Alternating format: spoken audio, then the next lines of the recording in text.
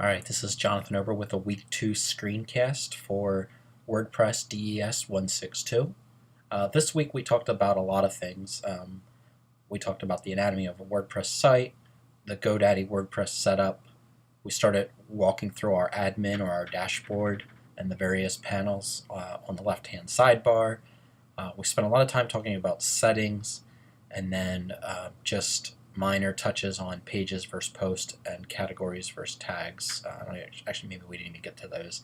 But what I want to do is just kind of briefly go back through some of the key parts of what we discussed. So I have over here just kind of a very basic anatomy of a website. We have our logo, our header, our menu, our content area, sidebar, and footer. I talked about how in WordPress all those pieces are kind of broken up into their own file.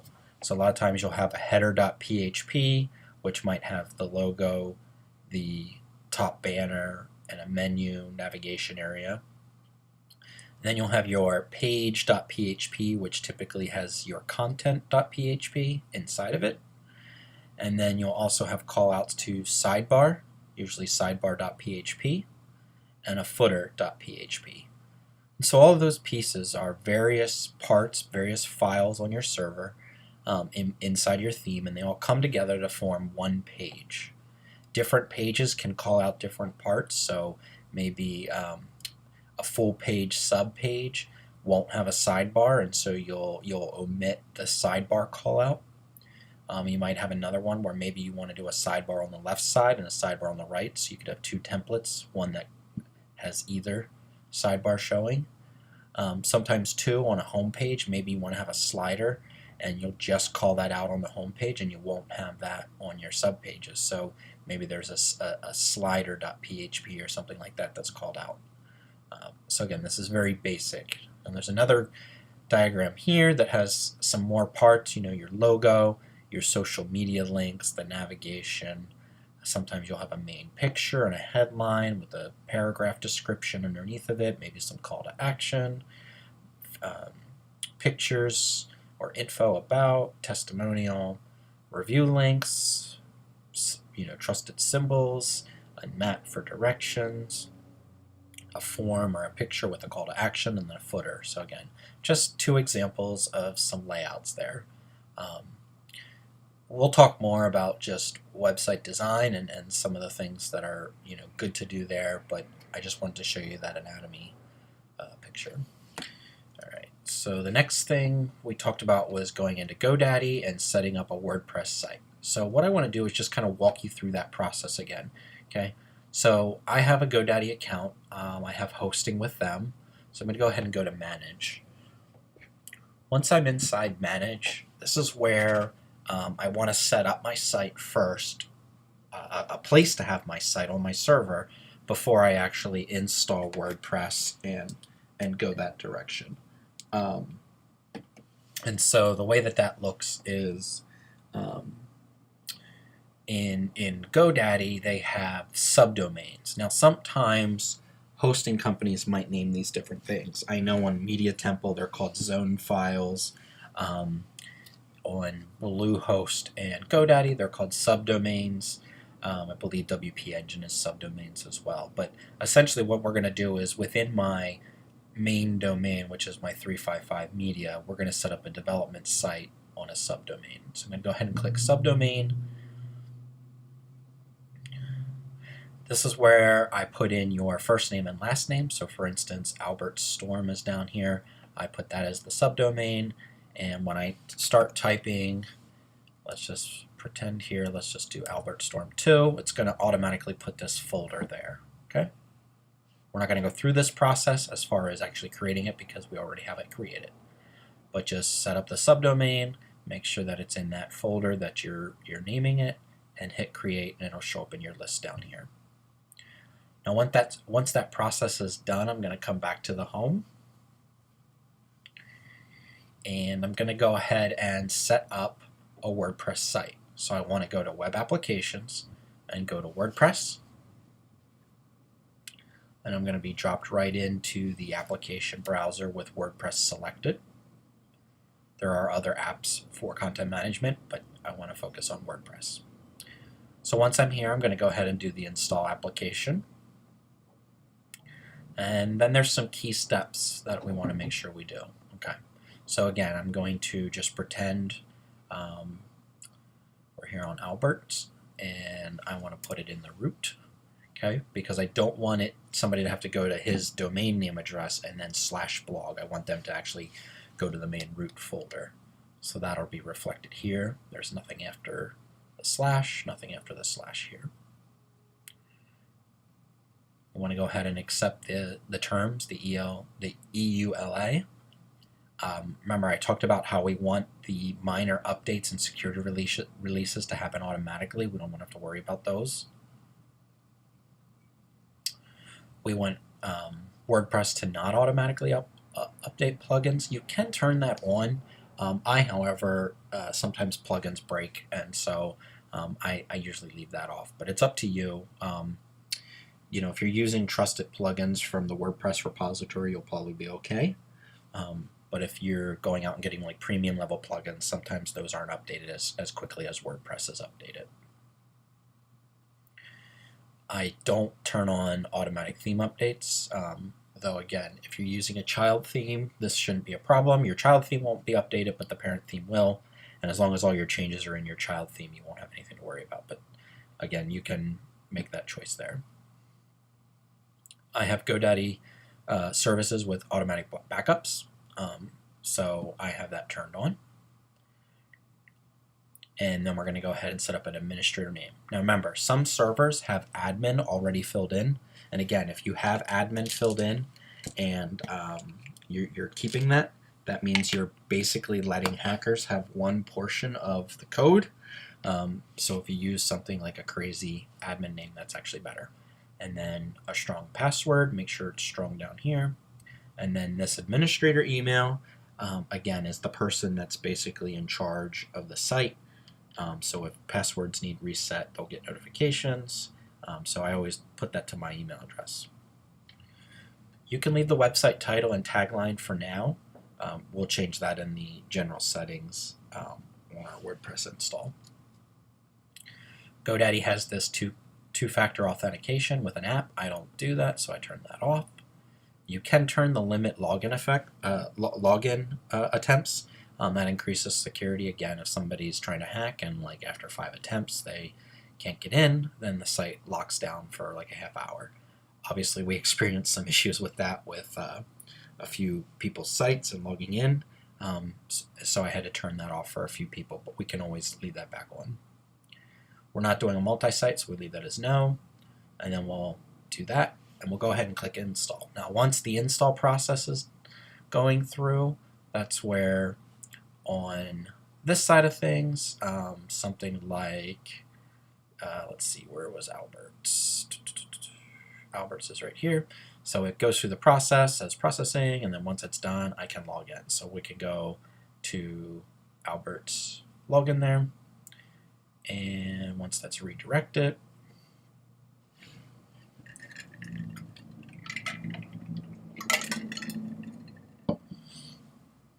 that will log us in. Now, my computer remembered my login, so I'm going to go ahead and undo that. So should come into the login here, and then you'll have to do your username and password that we set up there right here. Okay.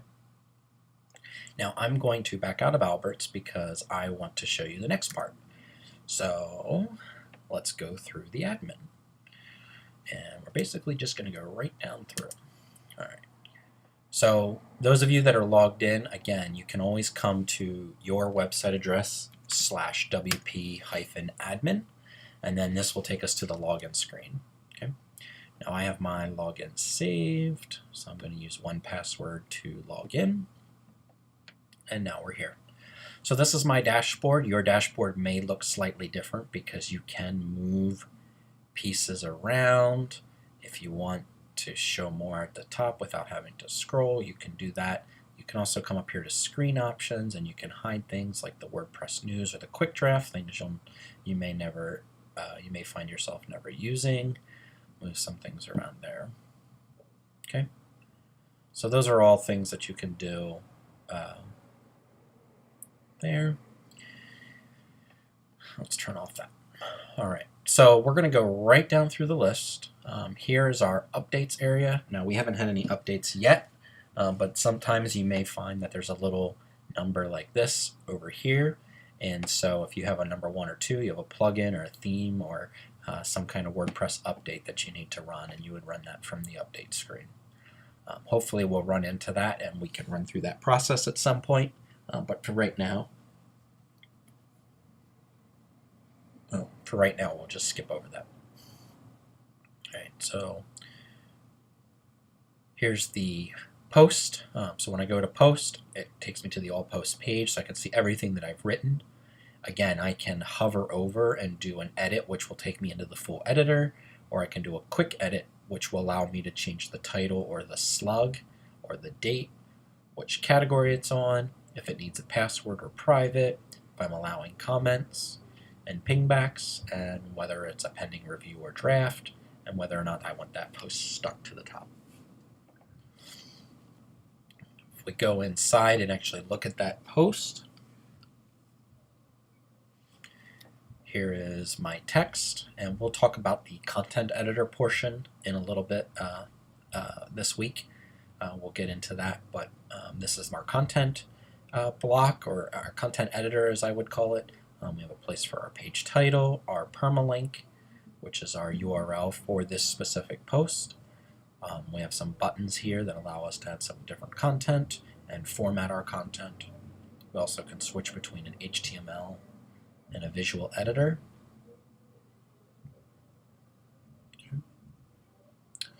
We have our publish options here, which allows me to preview the change, see that it's published or change its status, make it public or change its visibility as far as if it's a sticky post, password protected or private. I can look at my revisions and I can go back in time to see what other changes I made, and then I can also publish this post. I can also post date it if I want to make it into the future. Some themes have different formats for their blog post. A lot of times I just use standard, but there's other formatting techniques there that are different template styles for their blog post. We won't really get into too much of this, but you can, click along through and see how things look. We have our category block here, and again, I'm just tagging these as DES162, but you can add more categories and do that there. You can also tag things. Also, this theme uses the featured image. We'll talk about that today, in Thursday's class as well. But again, that's just the post editor. We have a place here where we can add categories and tags. That way we can label our post. Now we'll jump over to the media library. This is where all of the images, of course I don't have any images on this site. Let me open up another site and show you a media library that's a little bit more robust.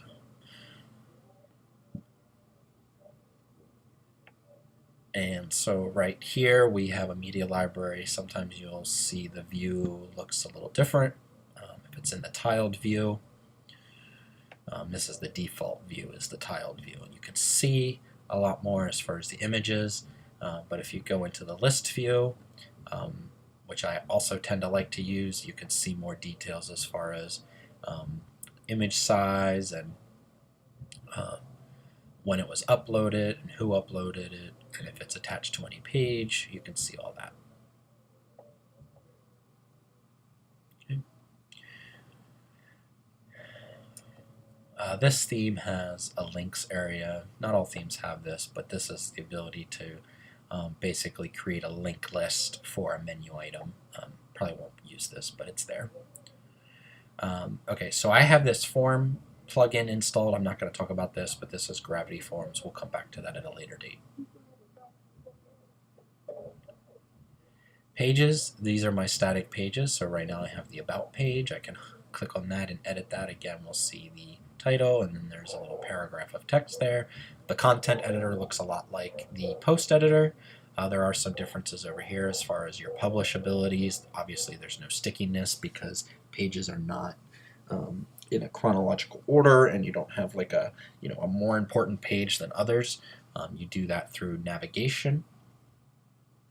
We have visibility if I want it to be public, passworded, or private, and then when that page was published. Page attributes, if we had other pages, we could do some hierarchy as far as parent-child pages, so we'll talk about that later as well. And again, featured image is something that I can do on this theme.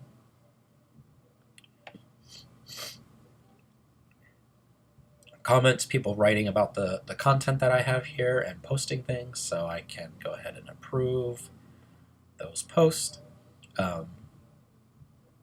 If somebody is communicating on my post, I can reply to them, so if I want to come in here, I can set a reply right to that person.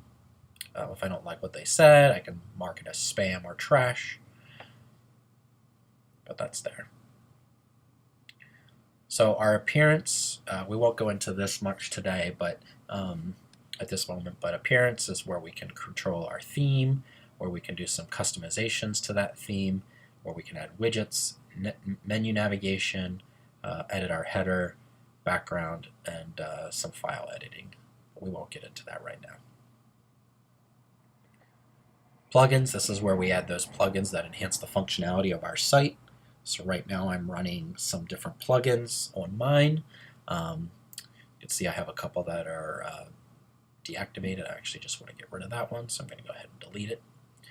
I'm going to leave this one. I might talk about this one in a little bit as well. But you can add new plugins.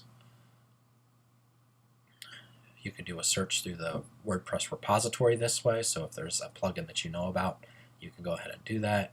You can search for popular plugins that are there. Some interesting things. We'll talk about some of these plugins because there's different things that are here that are really great, and all that. Advanced custom fields, we'll cover this one. Yep, so there's some different plugins there. Talked about our users. So on each of your sites, if I go back into, let's see if I saved the login for Albert's site. Yes, I did. So if I go into Albert's site as me and I go over to users, you can see we have an Albert Storm and then my username, and that's there. So this is where you, as the administrator to your site, would manage the people who are on your site and who have the ability to admin or edit or contribute or author content and subscribers. This is where you would see them. You can manually add a new person, which is how I added all of you into your sites, putting their information in there, giving them a role, giving them a password, having that password emailed to them. So that's there. We'll really go into tools, but eventually we'll use some different tools here as far as creating a child theme, and then there's some different things here just as far as the ability to import and export content. That's all there and built into WordPress. Sometimes you need some plugins if you're importing from a different content management system into WordPress, like Squarespace and different ones like that, Joomla, Net. You can import those content, but they require a special plugin.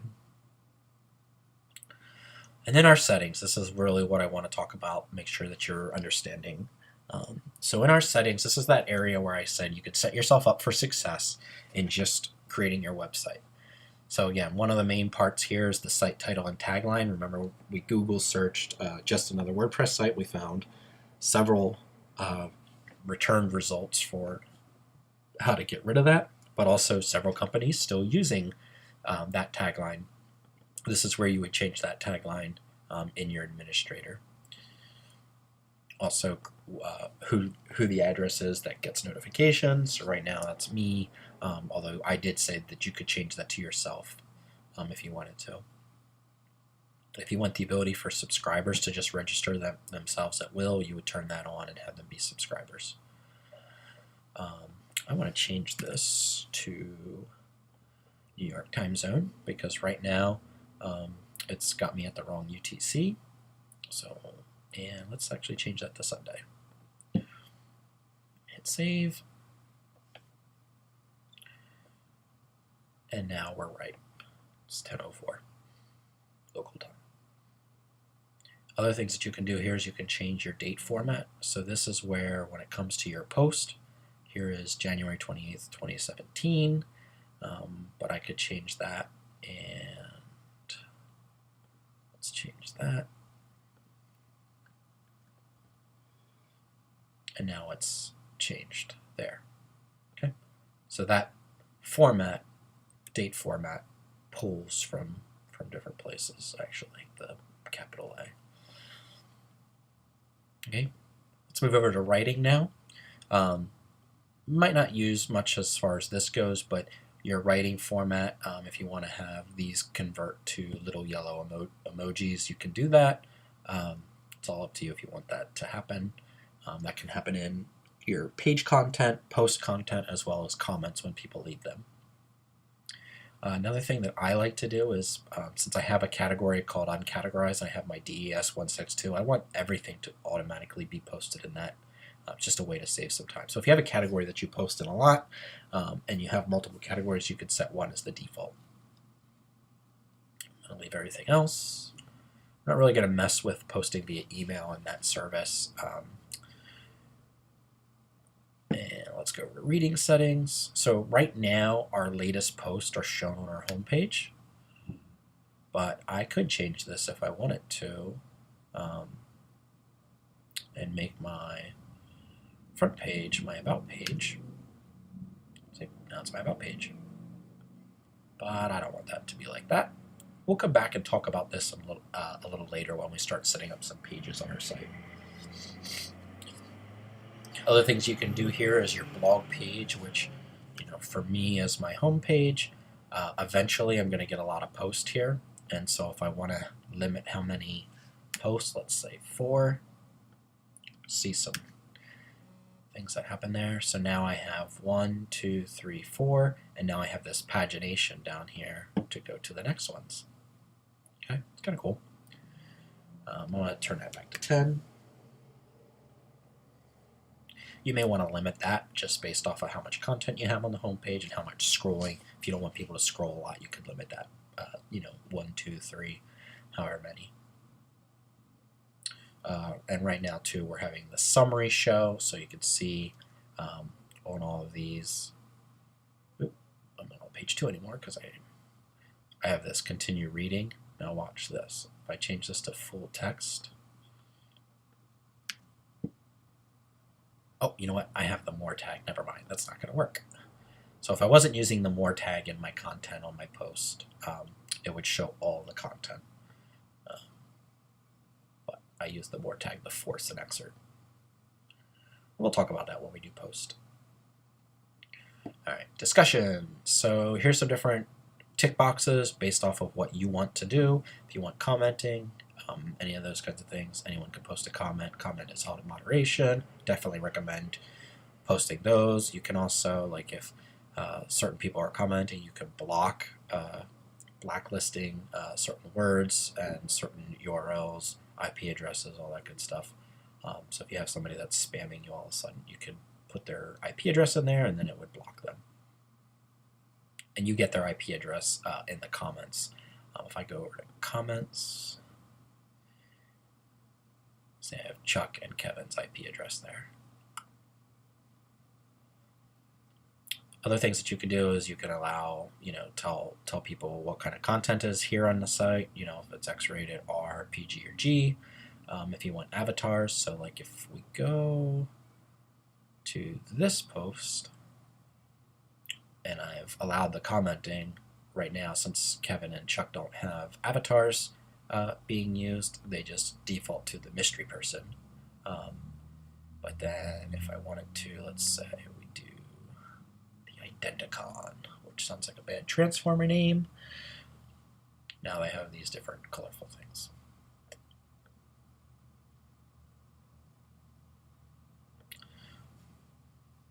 We didn't get into media settings and permalinks, so I'm gonna stop there. But that's kind of where we got through all of these. And there's the settings. Yeah, so we still have a lot to do as far as next class, talking about pages versus post, categories and tags, and some of the different things there. And then, like I said in class, what I'd like to do is talk about the content editor and putting together pages and posts, maybe getting into navigation and setting that up, and then also some light SEO talk. All right. Hope that wasn't too long. See you guys on Thursday.